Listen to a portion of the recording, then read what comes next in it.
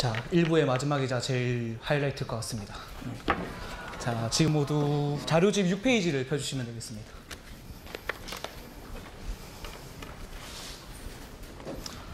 아까 소개말에서 잠깐 얘기했던 것처럼 여러분들이 이번 6월 모의평가 때 제일 궁금한 부분일 것 같습니다. 아무래도 총평을 먼저 좀 잠깐 내려볼게요. 예, 뭐 자료집 위주로 보시면 돼요. PPT 지금 글자 잘 안 보이시죠, 여러분들? 예. 일단은 총평을 먼저 내리자면은 이번 시험을 딱 한마디로 대변할 수 있는 단어 변화. 또는 거기 뭐 영어로 적어놨는데 콜라보레이션은 틀린 말입니다. 컬래버레이션이 맞는 말이에요. 참고하세요. 이번 시험 자체가 굉장히 여러분들에게 충격적이었을 겁니다. 근데 요거 하나 알아두십시오. 최근에 6월 모의평가들이 좀 쉽게 출제된 겁니다. 최근에 6월 모의평가들이. 원래 6월 모의평가는 조금 실험적 성격이 좀 강했어요, 사실은. 여러분들이 예전 기출 좀 풀어봤으면 알겠지만 6월 모의평가만 좀 보면 좀 어려운 편이었어요, 실제로. 그랬다가 이번 6월 모의평가 때 오랜만에 좀 가장 역대 시험 중에 제일 실험적인 시험지였을 것 같습니다. 그러니까 이번 시험이 지금 대부분의 인간 강사분들께서 어떻게 평가를 내리시냐면 뭐 별로 안 어려운데 너희가 실력이 안 돼서 점수가 안 나온 거야. 되게 기분 나쁘게 지들은 시간 맞춰 풀어보지도 않았으면서 약간 이상하게 평가를 하시는 분들이 많은데, 저도 이제 똑같이 연재점에서 이제 하라는 감독은 안 하고 이제 똑같이 1교시 시험을 봤습니다. 시험을 보니까 보자마자 나도 굉장히 충격적인 시험지였습니다. 뭐 당연히 뭐 화법작문, 문법, 비문학, 문학 뭐 경계가 완전 다 허물어져 있고, 무슨 비문학 중간에 문학이 들어가 앉아 있고, 무슨 문법 가니까 갑자기 옆에 비문학 텍스트가 하나 앉아 있고, 아마 좀 많이 당황스러우셨을 거예요. 그래서 아마 이번에 점수가 떨어진 게 대부분 당황스러워서 실력 발휘를 못한 거지, 여러분들이 아마 시간 부족하고 이래서 그렇지 진짜 실력이 뭐 안 좋아가지고 점수가 잘 안 나오거나 그런 경우는 좀 많이 없었을 겁니다. 다시 시험지를 봤을 때 아쉬워, 맞힐 수 있었는데, 그런 것들이 아마 좀 많았을 거예요. 그래서 아마 그런 시험지였다는 생각이 들고, 근데 그런 건 좀 있습니다. 새로운 유형으로 완전 낯설긴 했지만 기존의 기출문제들의 원리들은 사실 그대로 다 들어가 있었어요.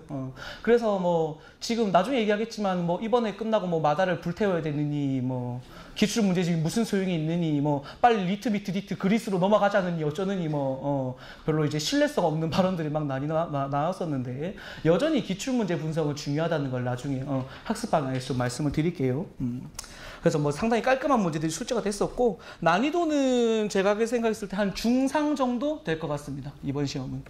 무슨 말이냐면 아무래도 문항 자체 난이도가 사실 그렇게까지 높진 않았지만, 새로운 유형과 그다음에 여러분들이 많이 당황했을 법한 그런 것들을 좀 생각을 해본다면 좀 어렵지 않았나라는 생각이 듭니다. 제가 딱 감독 안 하고 시험 쳤을 때 치자마자 든 생각은 1컷이 한 90점 정도 나오겠다, 꽤 어려웠네 생각을 했는데, 반응들을 보니까 제가 봤을 때는 1컷이 더 떨어질 것 같네요.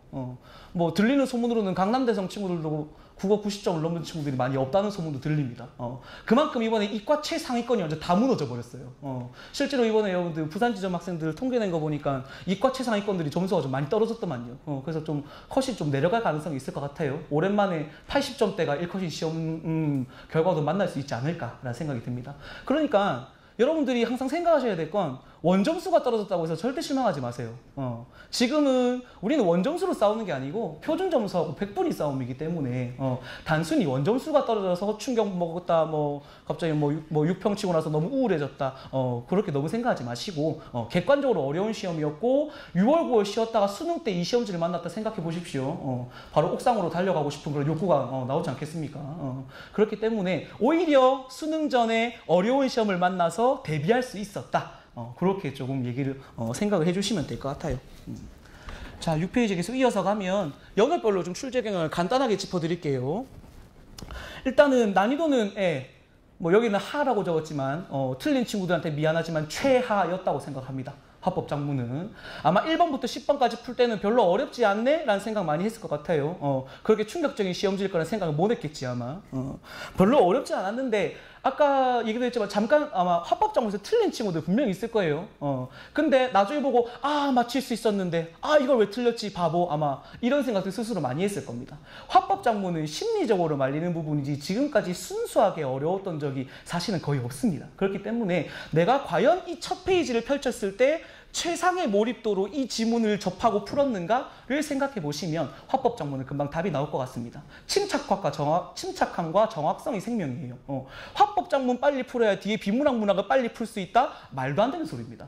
화법작문에서 최대한 실수가 안 나오게 하는 게 관건입니다. 오히려 정확하게 해결하셔서 시간이 다소 좀 걸린다 하더라도 화법작문에서는 절대 틀리지 말아야지라는 생각을 가지고 5개의 선택지를 다 검토하시기 바랍니다. 또 손가락 걸기 했다가 잘렸다는 말 계속 하던데 분명히 제가 3월달에 여기서 손가락 걸기 하지 말라고 얘기했던 기억이 나는 것 같습니다. 네. 자, 그 다음에 특징을 좀 살펴보면 작년 수능부터 이어져 왔던 경향입니다.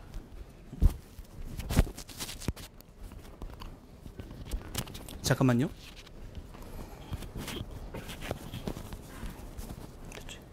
작년 수능부터 이어져 왔던 경향인데 화법 작문의 경계를 계속 없애고 있습니다. 작문 쪽에 계속 화법 대화를 준다라든지 이런 식으로 해서 화법 작문이 별로 뭐 영역별로 나뉘는 게 아니다. 교과서 이름도 화법과 작문입니다. 그렇기 때문에 그 경계를 점차 계속 허물고 있는 것 같고 가장 두드러진 특징은 아마 기억날지 모르겠지만 10번 문제가 고쳐쓰기 문제였는데 원래 고쳐쓰기는 접속어를 집어넣거나 문장을 빼거나 좀 다양한 요소를 많이 물어보는데 이번에는 전 선택지가 전부 다 문법과 관련된 사항이었습니다. 나중에 강조를 하겠지만 이번 시험 하면 문법이 생각날 정도로 굉장히 문법이 까다롭기 때문에 문법 문항도 실제로 좀 많이 출제됐다. 결국 작문 문항을 가장한 문법 문제가 하나 있었다. 물론 난이도는 굉장히 쉬웠지만요. 그런 경향을 볼 수가 있습니다. 다음에 이번 시험에서 가장 여러분들을 충격과 공포에 넣어준 부분이죠. 문법입니다. 문법은 늘 그때 제가 한번 설명회 때도 얘기했던 것 같아요. 분명히 기본 개념 학습하셔야 됩니다. 문법 같은 경우에는. 근데 아마 이번 시험이 좀 많이 어렵긴 어렸을 겁니다. 11번, 12번이 이제 지금껏 보지 못했던 여러분들은 아무래도 갑자기 중세국어가 지금 나오냐 안 나오냐 지금 말이 많았다가 다행히 비문학 지문처럼 주긴 했지만 오히려 그게 더 여러분들에게 충격을 안겼던 그런 부분이었던 것 같습니다. 그래서 심지어 여러분들이 현대국어에서 가장 어려워하는 불규칙 활용과 관련된 사항을 중세국어하고 엮었기 때문에 많이들 아마 힘들었을 것 같아요. 차라리 그 점을 건너뛰는 게 다행이었던 것 같아요. 여러분들 입장에서 봤을 때. 그 다음에 13번에서 15번도 이번에 문법 오답률을 보니까 전부 다 60% 이하야. 역대 평가원이 출제한 문법 평균 난이도 중에서 가장 여러분들 오답률이 높아요. 그런 거 봤을 때 확실히 좀 많이 힘겨워했다라는 생각이 드는 것 같습니다. 실제로 이번에 출제 특징들을 좀 간단히 살펴보면은 자, 이게 지금 굉장히 중요한 부분인데 지금 중세국어가 나오냐 안 나오냐라는 논란에 대해서 이와 같이 대처를 했다는 겁니다. 그런데 이거는 사실은 제가 연재점에서 연재하고 센터에서 단과 강의할 때는 여러 번 얘기를 좀 했지만 교육과정이 어떻게 바뀌었냐면요. 원래 문과 학생들에게만 시험을 쳤을 때는 다 대단원명이 국어사였습니다. 그런데 지금 수능 시험 범위에 해당하는 교육과정에서 단원명이 국어자료의 탐구입니다. 그 말인즉슨 이미 교육과정에서 사실 예견을 해준 거지. 중세국어가 국어자료의 탐구라는 대단원 아래에 있으니까 우리는 국어자료를 읽으면서 중세국어를 함께 탐구하도록 문제를 출제할 거야 라는 게 어떻게 보면 좀 담겨 있었던 것 같아요. 교육과정의 변화가 그대로 시험에 나왔다는 측면에서 이번 11번, 12번 세트는 좀 의미가 있습니다. 근데 그렇다고 중세국어는 무조건 이렇게 출제될 거냐? 그렇진 않습니다. 여러분들 많이 보는 용비어천가나 훈민정음이나 서포상대도 전부 다 국어 자료예요, 기본적으로. 원래 나오던 중세국어 문항으로 출제될 수도 있는데 이번 시험은 좀 독특한 면을 보였다는 거. 근데 중요한 것은 여러분들이 대비를 못했을 법한 것이 원래 이전에 1, 3학년도 이전 언어 시절에는 비문학이 언어학 지문이 있었습니다. 언어학 지문에다가 문법과 관련된 내용을 지문을 주고 문제를 출제를 했었는데 그때 좀 유형을 잘 대비하셨으면 아무래도 좀 낯설지 않았을 것 같은데 모든 기출문제집에 그 자료가 없습니다. 그러니까 아무래도 아마 여기 대비를 못 하셨을 것 같아요. 그래서 나중에 학습방에서 제시를 해드리겠지만 지금 저희가 자료를 만들고 있는 상황이니까 비문학 언어학 지문 같은 것도 좀 미리 대비를 해보시는 게 좋을 것 같아. 신유형이긴 했지만 완벽한 신유형은 아니었어요. 그렇게 생각해 주시면 될 것 같고요. 그 다음에 13번부터 15번까지도 사실 이게 이번에 출제된 게 다행입니다. 비통사적 합성어, 의문 변동을 종합하는 거, 관형절을 아는 문장 전부 다 국어문법의 최고난도 주제입니다. 이미 어려운 주제들을 냈다는 거지, 6평 때. 그러면 구평가 수능에서는 그런 자료들은 최대한 배제할 거예요. 물론 아직까지 피동사동이나 높임이나 뭐 문장 구조 분석하는 여러 가지 어려운 단계가 남았긴 했지만 여러분들이 많이 꺼려하는 주제는 이미 출제가 됐기 때문에 조금은 안심을 해도 괜찮을 것 같습니다. 이번에 문법 시험 못 쳤다고 뭐 너무 실망하실 건 없고 이제부터 대비하시면 됩니다. 지금까지 안 했던 친구들은 지금부터 문법 기본 개념 학습을 조금 충실히 하셔야 될 것 같습니다. 자, 그 다음은 독서입니다. 독서 총평을 내리면은 지문의 난이도는 상. 지문은 꽤 어려웠던 것 같아요. 퍼셉트론 지문이나 그다음에 유비논증 지문은 지문 난이도는 그렇게 높았던 것 같진 않고 그다음에 또다시 여러분들이 충격과 공포에 일으키는 한바닥 지문. 예술하고 과학이 융합됐던 그 세 개의 지문이 순수 비문학 지문이 세 개가 출제됐는데 이번 모의평가에서 가장 두드러지는 부분입니다. 지문도 상당히 길고 내용도 어렵고 내가 문제를 푸는지 문제가 내를 푸는지 모를 정도로 의식이 우리 문학에서 흔히 하는 의식의 흐름 내가 의식의 흐름으로 문제를 막 풀어가고 있는 거예요, 그지? 그래서 아무래도 여러분들이 지문도 길어 죽겠는데 정보량도 많고 어떻게 처리해야 될지 몰라가지고 아마 비문학 때문에 시간을 많이 잡아먹었을 거예요. 그래서 뒤에 문학 문제들, 쉬운 문제들 상대적으로 많이 틀렸을 것 같아요. 분명 이번 비문학 만만치 않았고 꽤 어려웠던 부분이 있습니다. 추론 능력보다는 정보를 어떻게 처리할 것인가가 이번 시험의 큰 관건이었어요. 혹시 우리는 항상 수능 때 뒤통수를 맞지만 궁금해할까봐 EBS 연계사항을 그 9페이지에 잠깐 보시기 바랍니다. 9페이지에 보시면 기술지문 비연계, 인문은 좀 그나마 연계를 느낄 수 있는 부분. 그 다음에 밑에 지문은 한 단어, 한 슬리크 한 단어 연계했더라고. 우리는 항상 그렇게 속아 옵니다. 비문학 연계에. 다행인 게 매년 6평, 9평 원래 EBS를 거의 컨트롤 C, 컨트롤 V 하는 수준이었는데 이번에는 수능 때 연계하는 방식으로 좀 나왔던 것 같아. EBS를 연계를 한다는 생각으로 공부하시기보다는 낯선 지문을 대처할 때 공부한다는 측면으로 해야 된다는 게 이번 6평에서도 여실히 드러난 것 같습니다. 그래서 연계사항을 참고하시고요. 자료집 11페이지 보시면 됩니다. 자, 특징을 좀 보겠습니다. 이미 좀 얘기를 했지만 영역별 파괴를 하다 못해 이제 비문학에서도 영역을 파괴합니다. 인문사회, 과학, 기술, 예술의 어떤 구분을 파괴해버리고 과학과 예술을 통합시켜버립니다. 그러더니 24년 수능 역사상 한 번도 없었던 한바닥 지문이 등장했죠.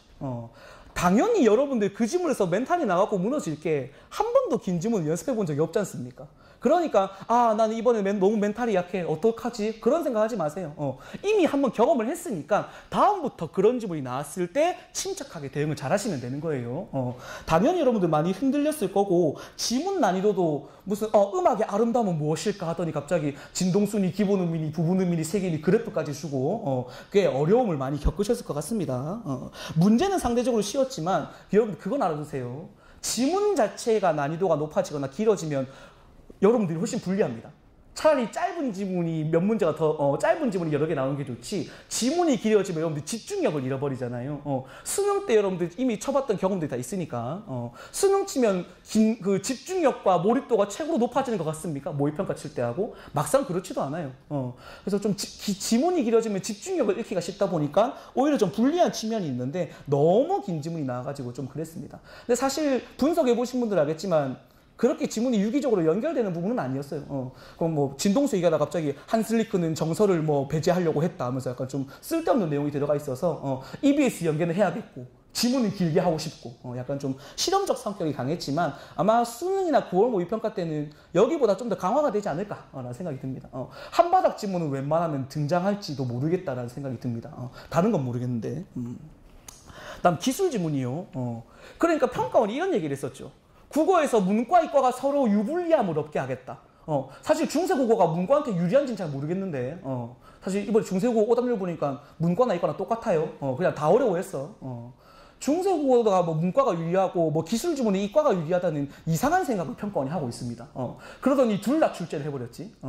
이번에 기술 지문이 평가원에서 밝히기를 최근 세계적인 화제가 된 인공지능을 소재로 하여 출제하였다라는 내용을 비쳤습니다. 기출 분석 많이 하셨을 거니까 슈퍼문 많이 보셨죠? 슈퍼문 지문은 그 전달 10월에 슈퍼문이 떴기 때문에 슈퍼문을 지문으로 만든 거거든요. 항상 그 년도의 어떤 과학기술의 최근 이슈들이 좀 실제로 많이 출제되는 편인데 그게 이번 시험에도 여실히 반영된 것 같아요. 최근에 나온 기술 지문 중에서는 가장 어려웠던 것 같습니다. CD 드라이브급은 아니지만 그 정도급은 아니지만 어쨌건 좀 어려운 지문이었던 거 확실한 것 같아. 많이 어려우셨을 것 같고 그 다음에 이번 시험에서 여러분들 오답률을 좀 보니까 일단 문제 자체도 함정 선택지가 상당히 많았어요. 특히 이번에 오답률 1위인 유비논중 문제. 어떤 게하고 다른 게하고 구별하는 거. 전신이 5번 걸렀다가 다 썰렸죠. 맨날 332 법칙을 중시해왔는데 그래서 이게 무슨 3점짜리고 해서 골랐는데 많이들 틀리셨을 겁니다. 그만큼 여러분들이 엄밀하게 독해를 못 하신 측면이 좀 있는 것 같아요, 사실은. 어쨌건 함정 선택지가 사실 좀 많이 나왔어. 이거는 계속 이어져온 경향입니다. 이번 시험에서 갑자기 세밀한 독해를 요구한 게 아니고 흔히 말하는 좀 근거가 째째한 어떤 문제들이 점차 많아지고 있습니다. 그 한바닥 지문에서 리듬은 음고를 음고 없이라는 한 단어 가지고 리듬은 높이를 가지는 해가지고 오답을 만들어낸 것처럼 점차 째째한 문제가 나오고 있어요. 근데 우리는 그런 째째한 문제를 욕하면 안 됩니다. 답을 맞춰야지. 그러한 세밀한 독해도 분명히 좀 능력을 기르셔야 할 필요가 있을 것 같습니다. 꼼꼼하게 지문을 대처하는 능력이 필요할 것 같고 또 희한한 문제. 문법이 강화됐다는 걸 또 여실히 보여주는 문제가 예전에 통합형공고에서는 문법이 비문학 했을 때 자주 나왔는데 문법이 따로 영역이 구별되면서 문제가 출제되지 않다가 비문학 지문에 하나 집어넣었습니다. 본용어, 보조용어 구별하는 살짝 좀 기본적인 문제였는데 대비가 안 돼 있다 보니까 많이들 틀리셨더라고요. 그래서 이번 시험이 엄밀히 말하면 문법이 7문제 나왔습니다. 굉장히 많이 나왔죠. 그래서 문법 기본 개념 학습 안 한 친구들이 많이 좀 힘들어했을 법한 그런 시험이었다고 생각하시면 됩니다. 문학 가겠습니다. 자, 문학은 그렇게 어렵진 않았던 것 같습니다. 근데 아마 시간 부족 때문에 제대로 못 풀었던 친구들이 많았을 것 같아요. 전반적으로 평이하게 출제된 것 같고, 자, 자료집이라서 이제 100% 헛소리 찾기 제외하기라고 썼지만, 제가 출강하는 지점 학생들 알겠지만 맨날 얘기하는 게 100% 개소리 찾기 얘기를 많이 하죠. 개소리를 지어나가는 과정으로 좀 답을 골라내는 문제들이 많았던 것 같습니다. 문학은 조금 출제된 작품들이 중요하니까 살펴보면 오랜만에 고전시가요, 고려가요 출제됐고 그 다음에 봐봐. 긴 지문이 있었는데 또 넘기니까 갈래 복합으로 새 작품이 나와. 그러니까 역시나 멘탈 또 터질만 하지. 현대시 두 편의 숲이라나가 출제됐고 그다음에 영상섭의 3대 이번에 문학에서 좀 그나마 제일 어려웠던 부분 같습니다. 지문 독해에 좀 실패한 친구들이 많았던 것 같고 마지막 채척전은 쉽게 푸셨지요? 이미 한번 경험을 하셨을 거니까 네, 아마 채척전은 쉽게 푸셨을 것 같습니다. 연계된 목록은 참고만 하시고요. 근데 이제 연계가 뭐 많이 되긴 했습니다. 근데 그렇다고 해서 너무 연계를 믿지 마세요. 수능 때는 뒤통수 많이 맞으니까. 자, 자료집의 16페이지를 봅니다. 역시나 문학의 좀 특징을 짚어드리면 익시나 또 이번 시험에 가장 센세이션했던 이제는 썩다 못해 비문학과 문학을 썩는 일까지 나왔습니다. 그죠?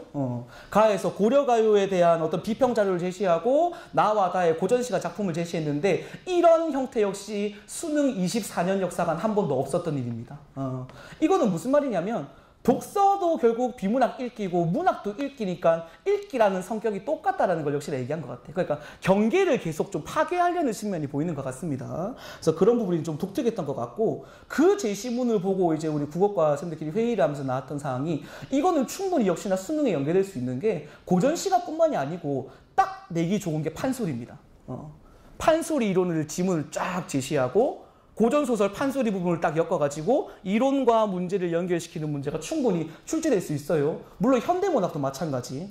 출제 가능성을 좀 열어놨기 때문에 그와 관련된 아마 사설 모의고사 문제들이 이제 쏟아져 나올 겁니다. 6평 보고 지금까지 경험과 다르네? 그럼 이걸 우리가 얼른 반영해야지? 라는 말이 많을 거니까 아마 그 이후에 나오는 사설 모의고사들을 좀 지켜봐야 될 것 같습니다.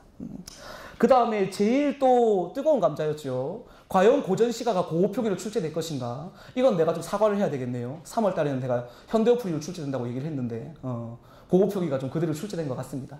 사실은 그 수능 기본 계획에 보니까 올해 3월 말에 발표가 됐었던 자료를 보면 제가 다른 지점 애들한테도 얘기를 해줬으면 좋았을 것 같은데 그때 무슨 얘기가 나왔었냐면 고전시가 예시문항에 작년 B형을 드러났었더군요. 그 작년에 고공답주의인가라는 고표기 된 거를 이렇게 출제할 것이다라고 해서 고표기로 출제하겠다는 걸 좀 내비쳤던 것 같아요. 사실 우리가 통합형 국어 시험지를 아직 한 번도 못 본 시험지였다 보니까 예전처럼 현대어 풀이로 출제할 수 있겠지라는 생각을 했는데 대놓고 고표기를 노출했습니다. 그래서 뭐 어떡하겠습니까? 대비하셔야겠죠. EBS 교재에 있는 작품들은 다 원문 공부를 좀 하셔야 될 것 같습니다. 특히 동동은요. EBS 교재에는 현대어 풀이로 되어 있습니다. 그런데 의도적으로 고표기로 출제했던 거 봤을 때 고표기 자체를 좀 학습할 필요도 있을 것 같다는 생각이 들고 또 이번에 약간 좀 이건 일시적인 생각이 난 드는데 원래 문학하면 항상 떠오르는 문제 유형이 보기를 통해 문학 작품을 감상하는 문제. 딱 한 문제 나왔어요, 이번에. 딱 한 문제. 생각하셔야 될 게 희한하죠? 지문의 길이가 길어지면 지면도 길어져야 되잖아요. 하지만 항상 16페이지로 똑같습니다. 지면은 그지? 지문은 길어지지만 온갖 뭐 약간 좀 복잡한 형태로 나오지만 결론적으로는 16페이지이기 때문에 그럴수록 문제가 단순해진다는 겁니다.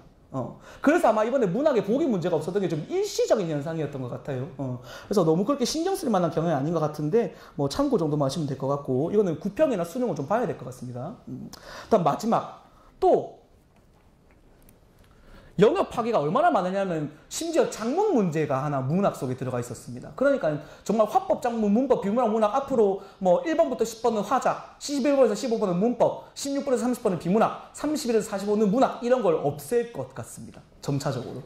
그래서 아마 예전 형태처럼 잘하면 좀 많이 파괴될 수도 있겠다라는 생각이 드는 것 같아요.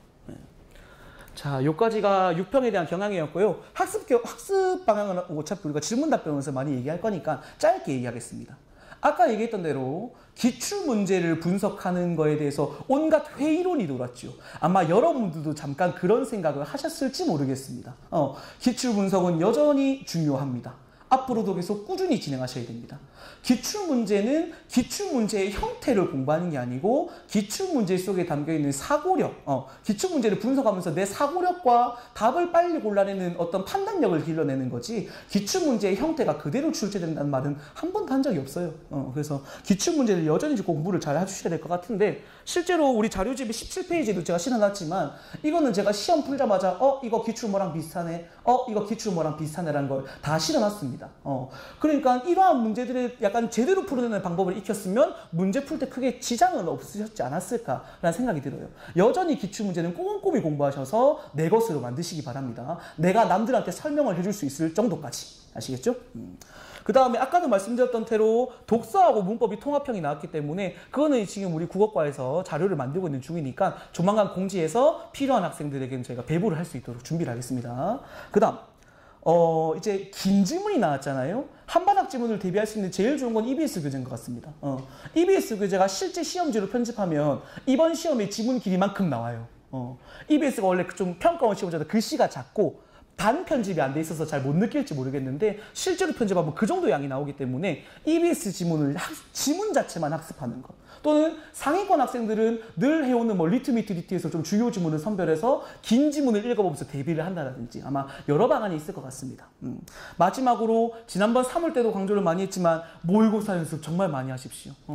기출문제만 최고입니다. 사설과 교육청은 별로입니다. 그런 얘기 하지 마시고 우리는 문제지를 따지기보다는 어떤 문제가 나오던 간에 정답을 맞춰서 실제 내가 시간 배분을 어떻게 하고 있는지가 가장 중요합니다.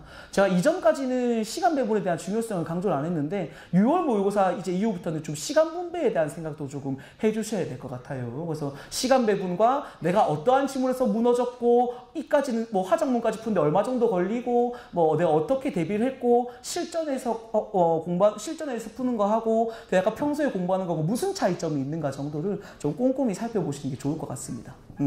그다음에 자료집의 19페이지부터 27페이지까지는 이번에 오답률이 높았던 문항을 제가 직접 해설을 좀 해놨거든요. 바로 읽어보지 마시고 내가 그 문제를 본인이 스스로 그 문제를 충분히 분석해 보신 다음에 해설 방식을 이제 약간 대화식으로 했어요. 내가 이 문제를 풀어낸 사고 과정을 쭉 보여줬으니까 그와 함께 한 줄 평까지 다 나왔으니까 기출문제 유평을 먼저 분석하시고 나서 여기 있는 해설을 좀 읽어보시면서 한 문제당 한 바닥씩을 해설해 놨으니까 아마 자세하게 확인할 수 있을 것 같아요. 그래서 참고용으로 여러분 여러분들께 드린 선물이니까 참고하시면 되고, 그다음에 28페이지에 있는 추천 커리큘럼은 참고만 하십시오. 요거는 보편적인 일반적인 경향이고요. 국어라는 과목은 특히 주관성이 강하지 않습니까? 학생 하나하나마다 어떻게 공부를 해야 될지 좀 방향을 다르게 설정해야 되기 때문에 지점별로 계시는 국어 선생님들께 구체적인 상담을 받으시면서 커리큘럼을 정하셔서 9월 모의평가와 수능을 대비하시면 될 것 같습니다. 조금 출제경향 분석이 길었는데요. 아무래도 국어가 좀 센세이션했다 보니까 좀 할 말이 많았던 것 같습니다. 제가 준비한 내용 여기까지 하고 우리 국어과 선생님들과 이제 질문 답변 시간을 좀 가지도록 하겠습니다. 집중력이 그려질 수 있으니까 정리를 해보자면은 이번에는 문법이랑 독서가 조금 어려웠다. 문법 같은 경우는 여러분들이 평소 때 귀찮아서 공부를 안 했던 좀 암기식으로 해야 됐던 기본기가 좀 중요하게 배경 지식이 어느 정도 있어야 풀 수 있도록 이렇게 진행이 됐다. 이런 말씀을 해주셨고, 비문학 같은 경우는 한 바닥을 장식하는 그 정도로 어렵게 나왔다. 근데 그렇다고 해서 리트나 미트 이런 걸로 바로 고난이도로 풀 것이 아니라 기출을 통해서 어디까지나 원리는 똑같으니까 그것을 적용한 이후에 조금 적용을 할 수 있도록 해야 된다. 그러면 마달은 찢어버려야 되느냐? 아니다. 마달은 기본기를 다시 인데 써야 된다. 그리고 마달보다 더 좋은 TG교육 부대표님이 쓰신 오르비 수능실력도 많이 이용을 해주시고, 결국 들어보니까 국어는 어렵다. 그래서 논술을 하자. 논술은 천국이고 수능은 지옥이다. 죄송합니다. 혹시 질문 있는 학생? 원래 한국 학생들이 대부분 그렇거든요. 나도 지금 뭐 만약에 로스쿨에서 교수님 질문에 하면은 눈치 살피고 있거든. 근데 그런 거는 좋은 습관이 아닙니다. 바로 진짜 없어요? 선생님, 그럼 제가 질문을 하나 하겠습니다. 그러면은 뭐 이번에도 문법에 대해서 기본기를 우리가 경시하다가 그렇게 됐는데, 고전시가 고어 같은 경우도 이번에는 작품이 조금 쉽긴 하지만 다음번에 좀 어렵게 나올 가능성도 있는 겁니다. 있는 겁니까? 예, 아까 잠깐 얘기를 놓쳤는데, 지금 EBS 교재에 보면 누앙사, 그다음에 이제 면왕정가, 그다음에 또 뭐 있더라? 송미인곡 등등의 좀 필수적인 작품들이 많이 실려 있습니다. 그리고 어부단가나 또 뭐 있더라? 어부단가나 등등등. 어쨌건 도산 12곡도 있네요. 도산 12곡, 국어상국어과 등등 중요한 작품이 상당히 많이 실려 있어요. 고전 시간에 여러분들 기출 공부해 보시면 알겠지만 늘 나왔던 작품이 나옵니다. 평가는 너무나 정철과 박일로를 사랑하고요. 평가는 너무나 이연보와 윤선도를 좋아합니다. 그들의 작품들은 필수적으로 익혀놓으실 필요가 있고요. EBS 교재에 고어 표기가 없는 것 같은 경우에는 이제 지점별로 우리가 얘기 많이 하잖아요. 고전시가의 모든 것이란 교재라든지 고어 표기가 되어 있는 약간 좀 자습서로 된 형태를 좀 구입을 하셔서 어느 정도 고어 표기에 익숙해지는 게 중요할 것 같아요. 그렇다고 고전시가를 암기하라는 게 아닙니다. 그 암기하는 게 아니라 고어 표기를 보고 이게 현대어로 이런 말이구나. 그러면 내가 이 말이 현대어로 무슨 말인지 모르니까 잠깐 체크해둬야지. 그 정도만 하셔도 충분합니다. 그리고 늘 말하지만 문학은 그 정도만 해도 되는 게 선택지가 워낙 개소리 짓고 있는 게 많기 때문에 하나는 무조건 정답이야라고 손을 들고 있는 게 있기 때문에 그거 찾아나가는 과정으로 연습하면서 고어 표기에 좀 익숙해지는 방향으로 가는 게 가장 중요하다는 생각이 듭니다. 또 질문 있는 학생? 그럼 김성준 선생님, 제가 하나 또 질문해 보겠습니다. 지금 그러면 문법이 중요한 걸 알았습니다. 5문제 문법 영역에서도 나오고 딴 데서도 콜라보레이션 해가지고 나온다고 해요. 발음 좋았네요. 그러면은 이제 문법을 어떻게 공부를 해야 되겠습니까? 뭐 책이나 인강이나 기출 문제집을 좀 추천해 주실 수 있는지. 지점마다 돌면서 학생들이 문법 힘들다고 많이 얘기합니다. 지금 그리고 논란에 중심되고 있는 이윤가 선생님의 강의를 많이들 듣고 있는데, 거기 지금 중세가 좀 빠졌다고 해가지고 자료가 올라오네 많이 얘기가 많습니다. 그러면은 일단은 강의를 통해서 내가 한 바퀴를 돌리는 게 나아요. 기본 개념을 제대로 잡은 다음에 그 교재나 아니면 내가 정리한 노트를 가지고 거기다가 인적적인 복습도 하고 주기적으로 통복습도 하면서 문법을 계속 봐야 됩니다. 수능까지. 내가 그걸 복습이 쌓이지 않으면은 중간에 다른 영역에 집중하다가 문법이 다시금 내 발목을 잡을 수가 있습니다. 문법 강의 중에서 추천할 만한 거는 제가 평소에 이윤가 선생님 강의도 괜찮았지만 박가일 선생님 강의, 전현태 선생님 강의가 저는 주로 추천을 하고 있고, 전현태 선생님 강의 다루고 있기 때문에 추천을 많이 하는 편입니다. 그리고 만약에 내가 듣고 있는 강의에서 틀리는 부분이 빠져있다 그러면은 선생님들한테 말씀을 주시면 자료도 드릴 거고, 지금 제가 찾아본 결과 이투스 쪽에서는 중세 문법 강의 특강 같은 경우 무료 강의가 지금 개설되어 있는 게 있거든요. 그거 저한테 뭐 질문하시면 선생님께서 아마 잘 설명해 주실 겁니다. 그러면 마지막으로 박효정 선생님한테 한번 좀 묻겠습니다. 지금 대부분의 학생들이 마르고 닳도록을 처음부터 끝까지 풀 계획을 한 학생들이 많은데, 혹시 부록에 있는 이겨놓고 싸우는 법에 있는 문법 수록된 거 그것만으로 지금 대비가 가능하겠는지 수능에 대해서 궁금합니다.